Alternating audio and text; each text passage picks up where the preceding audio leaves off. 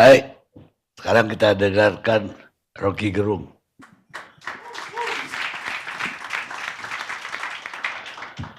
Oke, terima kasih Pak Karni. Saya agak tertipu malam ini. Karena saya nggak baca lagi judulnya, saya iyain aja ILC. Karena hari Senin lalu saya diskusi panjang dengan Pak Karni. Saya bilang dalam diskusi itu, Pak Karni berupaya untuk memahami keadaan opini publik menyangkut pemaksulan Gibran. Lalu saya bilang, tidak perlu melewati proses konstitusi. Pak Harto jatuh tidak melalui proses konstitusi kok. Tapi dibisikin bahwa rakyat udah gak percaya. Lalu Pak Harto percaya bahwa rakyat tidak lagi percaya pada dia. Lalu dia kata saya mundur. Saya bilang ikuti aja hal yang sama dengan saudara Gibran. Bahwa rakyat udah gak percaya. Karena itu pembicaraannya, lalu Pak Karni bilang kita bahas ya hari Rabu, saya iyain. Ternyata beda sama sekali. Padahal ada pepatah Latin bilang in vino veritas, di dalam anggur ada kebenaran. Ternyata mungkin terlalu banyak wine malam itu. Ya oke lah, akhirnya saya mau sambungkan aja nih karena harus akhirnya mengucapkan sesuatu. Di Bandung mungkin 2 bulan lalu itu ada orang minta saya satu panggung dengan KDM, King Deddy Mulyono. Jadi kemudian Kang Deddy bilang belum bisa karena lagi menstabilkan administrasi. Saya bilang ya serah, tapi bukan saya minta, saya diundang itu dan dia bersedia. Oke.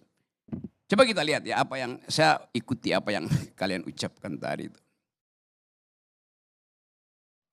Saya tidak ingin bicara soal watak, strategi, kemampuan membangun public opinion dari Kang Deddy. Karena pada akhirnya pembandingnya cuma Mulyono.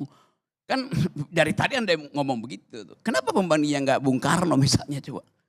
Atau Bung Karno juga bicara hal-hal yang retorik. Tetapi dengan logika yang kuat gitu. Sehingga bisa dibantah retoriknya selamat, logiknya selamat. Jadi samar-samar saya mulai melihat bahwa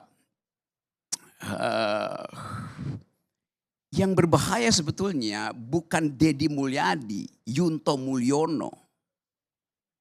Tetapi penonton Mulyono dan penonton Deddy Mulyadi sama. Itu soalnya. Nih ada Armando. Bicara tentang mengajar teori komunikasi itu. Di dalam teori komunikasi ada satu prinsip yang menerangkan bagaimana orang mengkonsumsi kedangkalan gitu. Apa namanya deh ya? Society of the spectacle. The society of the spectacle. Gimana bahasa Indonesianya? Masyarakat yang doyan nonton kedangkalan kira-kira itu. Ini ada teorinya, betul. Ada ya. Dalam hal itu dia bermutu dalam soal memahami konsep-konsep dasar itu. Teori itu, dulu saya ngajar teori itu di jurusan filsafat. Itu bagian dari critical studies. Yang disponsori oleh pikiran-pikiran Marxisme itu kiri. Yang menganggap bahwa ucapan, penampilan itu komoditas. Jadi kita lagi menonton orang jualan komoditas yang namanya penampilan. Apa istilah tadi? Visualisasi, bukan visi. Di situ bedanya. Kita nggak dapat. Visualisasi Jokowi sampai sekarang seluruh rakyat Indonesia tahu. Gorong-gorong. Kesederhanaan. Tapi visinya orang gak ingat. Deddy Mulyadi juga dimulai dengan problem yang sama. Tadi teman-teman pendukung Deddy Mulyadi mengatakan, yang penting visualisasinya bisa menghemat anggaran. Oh bagus. Tapi dalam politik orang mau ukur, visualisasi itu demi apa kalau visinya dangkal. Mengirim anak ke barak itu dangkal. Barak itu didisiplinkan tubuhnya. Kalau kita belajar teori-teori disciplinary society oleh Michel Foucault misalnya. Fungsi barak militer mendisiplinkan tubuh.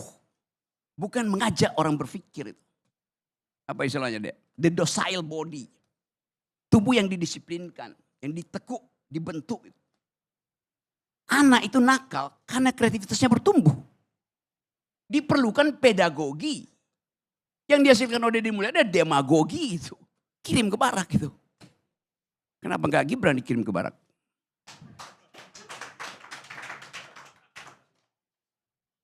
Atau ayahnya. Supaya didisiplinkan tubuhnya itu. Kan pikiran gak bisa didisiplinkan. Sementara itu ada anak didik.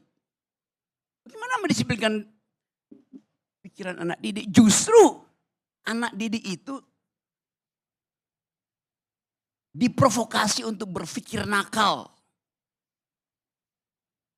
Itu formative years-nya di situ kok. Pikiran kita itu dibentuk di dalam usia 5, 7 sampai 13 tahun. Di situ kenakalan itu fungsinya kreatif. Ya tentu aja ada emak-emak yang bilang, oh bagus anak gue masukin di situ tuh. Supaya berharap setelah masuk barak langsung dilantik jadi mayor. Lalu dalam 2 bulan jadi letkol. Kan ini dangkal sebetulnya.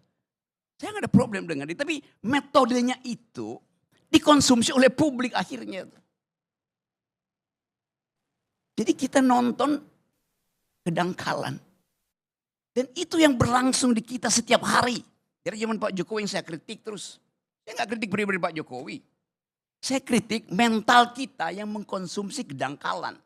Jokowi ngerti bahwa hanya dengan menjual kedangkalan dia bisa bertahan. Melalui apa? Lempar-lempar hadiah. BLT, gorong-gorong, segala macam tuh. Itu kan jualan kedangkalan. Hanya dalam masyarakat yang IQ-nya 78, kedangkalan itu laku. Dan kita masih di situ.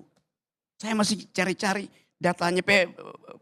WHO bilang, World Bank bilang, memang masih 78. Anda lihat sekarang masih 78 IQ kita. Selama 10 tahun Pak Jokowi 78 terus. Akibatnya apa? Ya kedangkalan itu laku terus. Logikanya begitu. Jadi bagaimana mungkin kita mau upload sesuatu di dalam bentuk yang visioner. Kalau yang dihasilkan adalah visualisasi, bukan konseptualisasi. Itu soalnya di situ. Jadi kita mau coba lihat bahwa Mulyono, Mulyadi sama-sama beroperasi di dalam market of stupidity itu. Yang terjadi itu, faktanya ada di situ kok. Kita nggak lihat bertambah pengetahuan kita selama 10 tahun ini tentang ide itu. Jawa Barat tetap cara berpikirnya ya nggak maju-maju memang. Jawa Tengah sama aja. Artinya Indonesia nggak maju-maju, ukurannya jelas. Tidak bertambah IQ kita. Padahal itu yang diperlukan untuk compete. Duel dengan anak muda Eropa, anak muda Taiwan segala macam. Yang kita sebut bonus demografi. Itu juga yang menyebabkan kita seolah-olah ada dalam rasa malas untuk mengkritik. Saya mengkritik terus menerus. Tapi ya saya bicara aja, nggak ada soal kan. Tapi kemudian buzzer, serbu Rocky Gerung. Rocky Gerung cerewet. Rocky Gerung mulutnya nggak bisa dikendalikan. Kenapa? Karena dia jomblo. Buset. Itu kedunguannya begitu. Padahal ada yang punya keluarga tetap dungu. Sebagai raja.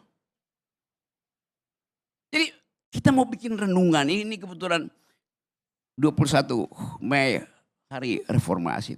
Untuk melihat sebetulnya di benak kita apa konsep kita tentang leader itu. Yang kita lihat sehari-hari adalah dealer, bukan leader. Yang gak mampu mengucapkan sesuatu dan didalilkan untuk dibantah. Leader, dia bikin dalil supaya dibantah. Ini ada leader gak mau dibantah. Begitu dibantah dikirain buzzer itu kan. Bagaimana percakapan bisa muncul? kalau opini publik dikendalikan oleh buzzer itu. Jadi saya balik pada teori tadi, society of the spectacle itu. Di mana menonton kedunguan itu makin lama makin mencandu. Ini akan terbawa sampai 2009. Kita mesti hentikan itu. Supaya ada filter intelektual, filter akademis. Kemampuan ini harus dimulai sekarang. Untuk memastikan bahwa politik Indonesia ini didesain untuk menghasilkan pemikir, pemimpin intelektual. Jadi bring intellectual back into politics itu. Kembalikan, bukan orangnya, kembalikan cara berpikir intelektual itu ke dalam politik. Hanya itu yang memungkinkan kita mendorong negeri ini untuk compete di tingkat global kan. Lihat diplomat-diplomat kita tuh, buta huruf, bertengkar di forum-forum internasional, setiap kali saya ada di forum internasional, buset, memalukan. Panggil Deddy Mulyadi, bertengkar di forum internasional. Oh enggak, Deddy Mulyadi cuma mau jadi pemimpin Indonesia 2009. Tanggung. Artinya takut bertengkar di forum internasional. Sama dengan Jokowi, takut bertengkar di forum internasional. Dan kita diledek sebagai bangsa yang tidak bisa berpikir karena melihat 1-2 orang tidak mampu berpikir internasional. Dan itu adalah prinsip pars pro toto. Sebagian dibebankan pada keseluruhan. ILC masih berpikir kok. Walaupun dia undang orang-orang yang gak bisa berpikir. Tapi faktanya ILC tetap ada. Jadi kita mau asuh bangsa ini, kembalikan bangsa ini dengan pikiran. Pendiri bangsa ini orang yang berpikir. Bung Karno dengan penuh retorika bicara. Berkali-kali kita lihat bagaimana kemampuan logika Bung Karno itu dibungkus dengan retorika yang bagus. Yang di kita semuanya retoris, tanpa logik. Satu waktu Bung Karno, ditanya sama wartawan, dalam persaingan politik dengan Sultan Syahrir, Bung Karno kalah, Sultan Syahrir jadi Perdana Menteri. Pasti jengkel Bung Karno. Wartawan sodorin. Mike, Bung Anda kalah. Bersaing dengan Sultan Syahrir. Kata Bung Karno, seperti rotan. Saya tidak patah. Saya hanya melengkung. Dia tahu dia kalah. Tapi dia mampu mengucapkan, saya tidak patah karena saya rotan, saya hanya melengkung itu. Terangkan itu pada Gibran. Terangkan itu pada Mulyono. Terangkan pada Deddy Mulyadi. Mampu gak dia ucapkan itu? Dia bilang saya gak mau ngomong. Buzzer saya yang akan serbu kalian punya opini. That's stupid itu. Nah kepastian-kepastian ini yang kita berternak kedunguan. Tapi kita harus ucapkan lebih dari itu. Oke, silakan beternak kedunguan. Tapi konsumsilah itu untuk dirimu sendiri. Jangan pamerkan ke publik. Jadi sekali lagi, itu yang ingin saya ucapkan. Yang salah saya mengerti. Karena ternyata forum ini ada tentang KDM. Bukan tentang Fufu Fafa. Terima kasih.